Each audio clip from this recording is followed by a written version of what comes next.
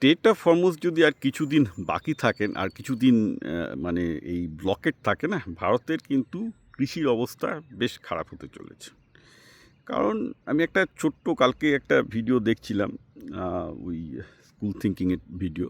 ভদ্রলোক খুব ভালো, ছেলেটা খুব ভালো বিজনেস ভিডিও করে, খুব তিনটে একটা মারাত্মক ইনফরমেশন দিয়েছে। একটা হচ্ছে এই যে ভারতে 1951 সালে হেক্টর প্রতি 1/2 টন উৎপাদন হতো, তো সার কম লাগতো, জৈব সার, গোবর সার এইসব ব্যবহার করতো, ওখানে ইউরিয়া এত ব্যবহার করেনি।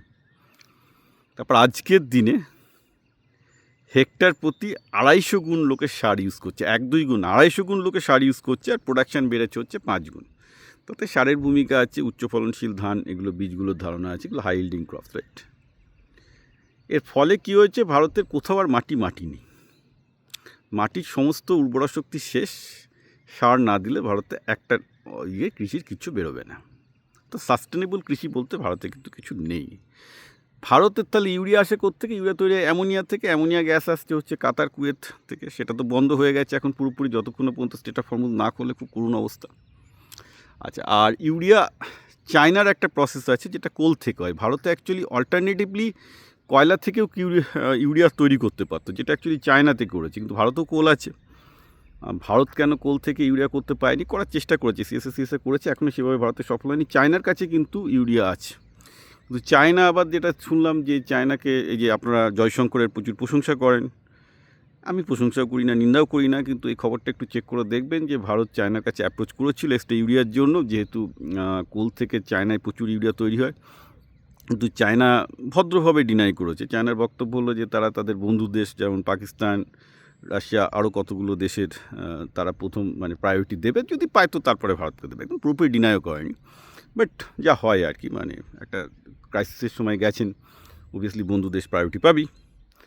তো এখানে সমস্যাটা দাঁড়াচ্ছে এই যে ভারতের কৃষিতে 2 নম্বর মারাত্মক যে তথ্য, সেটা হচ্ছে এই যে ভারতের কৃষিতে সারে মারাত্মক সাবসিডিজ দেয়।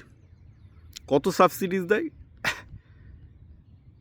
মানে যেখানে 1 কিলো না কত কিলো সারের দাম দেখলাম, ধরুন 2200 টাকা, তার মধ্যে 2200 টাকা হচ্ছে অ্যাকচুয়ালি একটা কৃষক পে করছে, 90% গভর্নমেন্ট সাবসিডি দিচ্ছে। এই সাবসিডিদের পরিমাণ হচ্ছে 7 লক্ষ কোটি টাকা।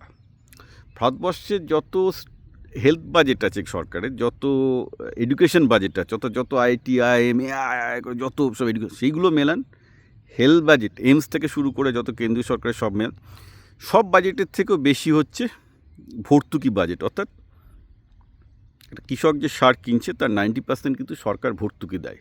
সেই জন্য আপনি একটু সস্তায় খাবার খেতে পাচ্ছেন, যদিও খাবার সস্তা না, খাবার সেখানেও নিয়েছে। এবার সরকার কি করবে? সরকার যদি সারের দাম বাড়ায়, সরকার তো পড়ে যাবে, তাহলে সরকারকে আরও বেশি ভর্তুকি দিয়ে কিনতে হবে জিনিসপত্র, এবং আশঙ্কা করা হচ্ছে যে ভর্তুকির পরিমাণ আরও সরকারকে 3 লাখ কোটি টাকা বাড়াতে হবে। অর্থাৎ তখন সরকারের তো এমনিতেই সরকার ধার করে চলছে, ঠিক আছে। তারপর বিদেশি ইনভেস্টার যারা আসছিল তারা ইন্ডিয়া থেকে এই অবস্থাতে পালাচ্ছে। আগেই আমেরিকার সাথে ইন্ডিয়ার গণ্ডগোল শুরু হওয়ার সময় অনেকে পালিয়েছে, তারপর যুদ্ধ শুরু হওয়ার পর তো ঝেড়ে পালাচ্ছে, যার জন্য শেয়ার মার্কেট শুয়ে আছে, মিউচুয়াল ফান্ড আপনাদের এসআইপি যে আছে সবই দেখতে পাচ্ছেন শুয়ে যাচ্ছে। এটা একটা সেকেন্ড বিশাল ক্রাইসিস আনতে চলেছে। তাহলে গভর্নমেন্ট এটা কী করে সামলাবে? কারণ গভর্নমেন্ট সামলাতে গেলে গভর্নমেন্টের অন্যান্য ডিপার্টমেন্টে কাটছাট করতে হবে, কারণ খাওয়াটা ফার্স্ট, খাওয়া না হলে তো দেশে বিপ্লব হয়ে যাবে। অর্থাৎ শিক্ষাক্ষেত্রে বাজেট বলুন, রিসার্চের বাজেট বলুন, হেলথের বাজেট বলুন, ডিফেন্সের বাজেট তো কাট করতে পারবে না, ঠিক আছে। যত সরকারি কর্মচারীদের একটা ইজি বাজেট হচ্ছে কি, যেখানে যেখানে গভর্নমেন্টের মানে এই শূন্য পদগুলো ছিল সেগুলো তো মোটামুটি ধরে নিন ফ্রিজ হয়ে যাচ্ছে, কিছু করার নেই। কারণ এরকম ক্রাইসিসের সময় গভর্নমেন্ট প্রথমে সাবসিডিজের দিকে ফার্স্ট করবে। বেকারদের জন্য বাজে সংবাদ যে এমনিতেই কেন্দ্র সরকারের যে 2-4টে রিক্রুটমেন্ট হচ্ছিলো সেগুলো বসে যাচ্ছে, কিছু করার নেই। তো ওভারঅল সরকারকে তো টিকে থাকতে হবে।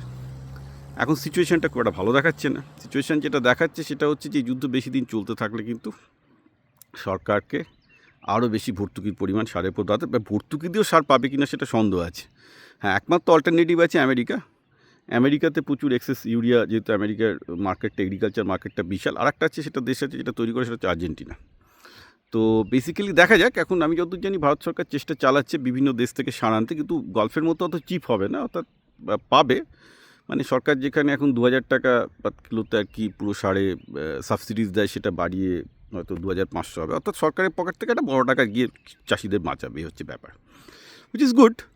কিন্তু বাজেট তো আর ইনফাইনাইট নয়, বাজেট কোনো না জায়গা থেকে কাট করতে হবে। সুতরাং শিক্ষা খাতে, স্বাস্থ্য খাতে, অন্য জায়গা থেকে বাজেট কাট করে, নতুন জব বন্ধ করে, রেলের এক্সপেনশন বন্ধ করে সরকারকে এই কাজটা করতে হবে। তো এটা একটা খুব ক্রাইসিসের ব্যাপার হচ্ছে। তো এই জন্যই দেশে ইনোভেশন দরকার। চায়না যেটা সলভ করতে পেরেছে, অর্থাৎ কোল থেকে ইউরিয়া, ভারতে আমি যতদূর জানি কয়েকটা স্টার্ট আপ এবং কিছু স্মল স্কেলে হচ্ছে, কিন্তু সেটা লার্জ স্কেলে হয়নি। কারণ কোল থেকে শুনেছি ইউরিয়া করার যে পদ্ধতি, সেটা কিন্তু মোর এক্সপেন্সিভ ছিল গ্যাস থেকে করাচ্ছে। অর্থাৎ ভারত করতে পেরেছে কিন্তু সস্তা করতে পারেনি। এখন সরকারের উচিত সেই রিসার্চ, ইনভেস্টমেন্ট, ডেভেলপমেন্টের পেছনে, যেটা বলেছি বিজ্ঞান প্রযুক্তি একমাত্র ভারতকে বাঁচাতে পারে। তো সরকারকে এখন ওই বিজ্ঞান প্রযুক্তি ওই জায়গাটায় স্পেসিফিক ফোকাস করে যেমন করে হোক না কেন তুলতে হবে। কারণ ভারতের কোলের অভাব নেই, অর্থাৎ ভারতের কয়লার অভাব নেই। কয়লা থেকে যদি চাষিদের জন্য ইউরিয়া তৈরি করতে পারে চীনের মতো সস্তায়, দেন দের ইজ এ সলিউশন।